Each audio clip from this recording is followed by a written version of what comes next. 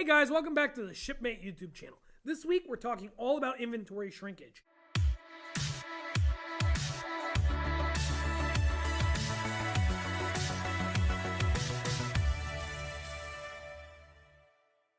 Inventory shrinkage is the difference between the actual and the expected inventory count.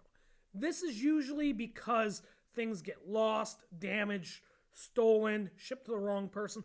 A lot of different things can lead to inventory shrinkage, and it's a common problem throughout the industry. So now that we got the definition of inventory shrinkage, I want to talk to you guys a little bit about how inventory shrinkage occurs and what you can do to minimize it. So inventory shrinkage happens at all levels of production and shipping, right? And I've seen a lot of videos geared towards the retail environment, but with everybody moving on e-commerce, moving online, this happens in warehouses as well. And it can happen for a lot of reasons. The biggest reason I see is the manual nature of cycle counts. So generally there are two types of warehouse management systems. There's ones that operate continuously, and there are ones that operate periodically. So a continuous system will keep count of your inventory over time, right? So if an order comes in now, it deducts it. If I add 3 units, it adds it. It's instantaneous. A periodic inventory system is used to keep track of inventory at certain timestamps, right? So maybe you check in every 3rd Friday or something like that. And this is how, there's two differences in these systems. So you want to make sure if you're trying to reduce the amount of shrinkage that you are working with somebody who is using a continuous inventory management system. Now, just because it's continuous does not mean it's perfect, because you still have cycle counts going on, right? So here at Shipmate and at other warehouses, we do a cycle count every couple weeks, and that makes sure that your inventory is spot on. The problem with that is it's done by a human being, right? And a human being can make all kinds of entry errors. They can count off by, a couple percentiles. And because of this, it's never a fully perfect process. But it is a lot better than, just checking in at a periodic point in time. Another reason for shrinkage is damage, right? So you want to make sure that when you're storing things that, they're protected and ready for a warehousing environment.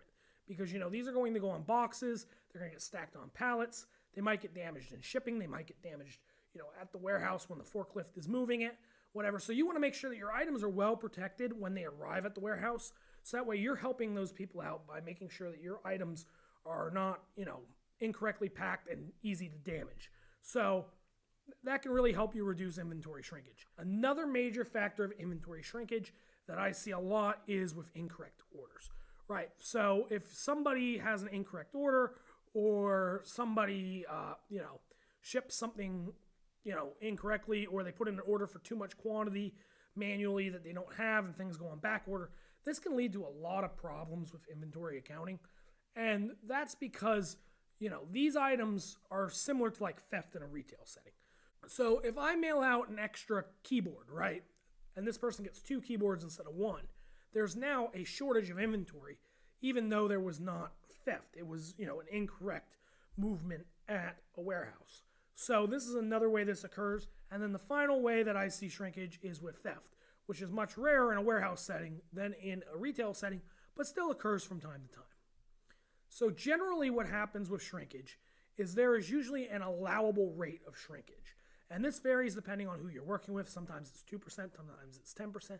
But, there's an allowable rate that just happens out of human error. And everybody works within those constraints, and that's kind of how things are handled.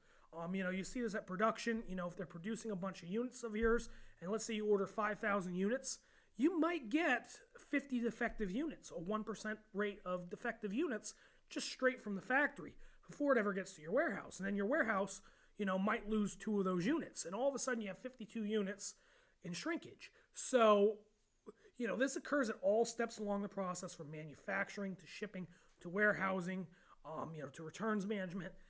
You can have shrinkage all throughout the process. So it's really important to think about ways that you can minimize your shrinkage. I gave a couple in this video. And, a lot of warehouses like us, we're pretty good at managing shrinkage. We really pride ourselves on being well below average for the rate of shrinkage. And, we try to do a good job for our customers. So make sure, you're working with a good company that has your interests at heart. So thank you guys so much for watching this video. If you could give us a like, give us a subscribe. If you got any questions about inventory shrinkage, put it below. Thank you guys so much for watching, and we'll see you next week.